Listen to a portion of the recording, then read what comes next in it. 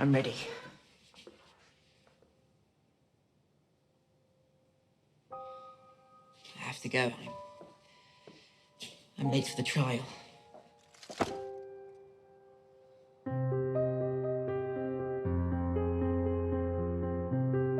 At this point in the story, you're trying to kind of play with the pieces that we've got on the board. The wildfire was something that we had on the board.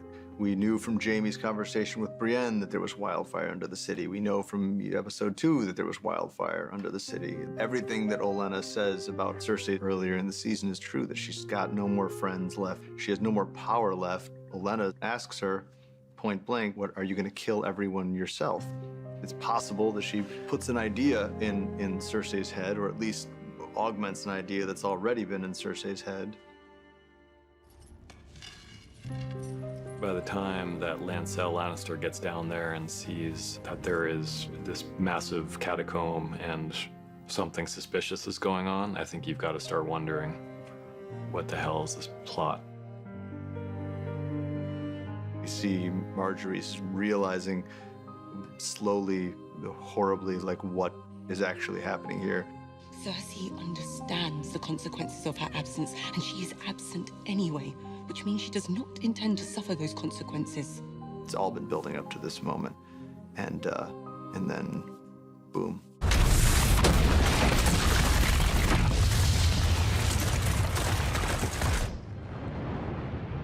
She's really achieved a stunning, very surprising victory against everybody who's opposing her all at once. Meanwhile, while this is happening, Tommen's alone. This fragile, malleable, devastated child, basically, is sitting there without anybody to comfort him, and if she had been there, he wouldn't have gone out that window. She failed him, and she alone failed him here. I think the idea of Cersei without her children is a pretty terrifying prospect, because it was the one thing that really humanized her, you know, her love for her kids. And as much of a monster as she could sometimes be, she was a mother who truly did love her children. And now those children are gone, and all she's got is power, and she's got a lot of it. I mean, she's the queen. She's sitting on the Iron Throne. I don't think that bodes well for anyone, really. And I think, you know, even for Jaime, who loves her, I think it's a terrifying moment. She's capable of doing anything, as she's proven in this episode, to get what she wants. And the real question now is, what does she want? Sansa, she does love her brother, you know, and they've had a conflicted past. I'm not a Stark. You are to me.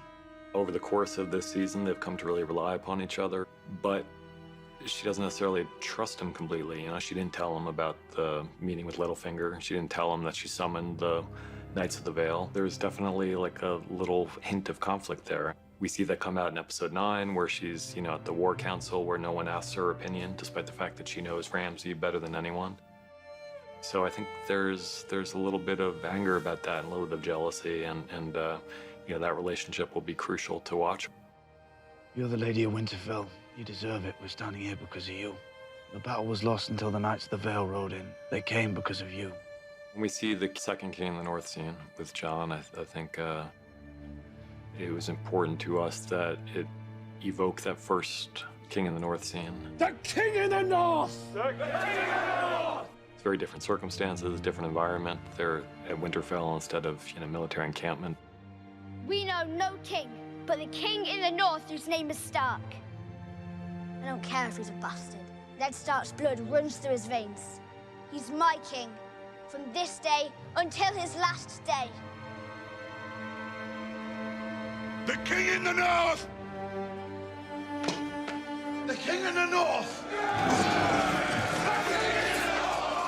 In some ways, the evocation of the first one is meant to be a little bit worrisome, because, you know, it was a very triumphant moment when Robb is named King in the North, but it didn't go so well for the previous King in the North. So I think we have to be a little worried for Jon. And at the same time, you know, it's a pretty big reversal, and you know, for a character who was dead at the beginning of the season to be declared king at the end of it, he's done well. He's done well in 10 short episodes.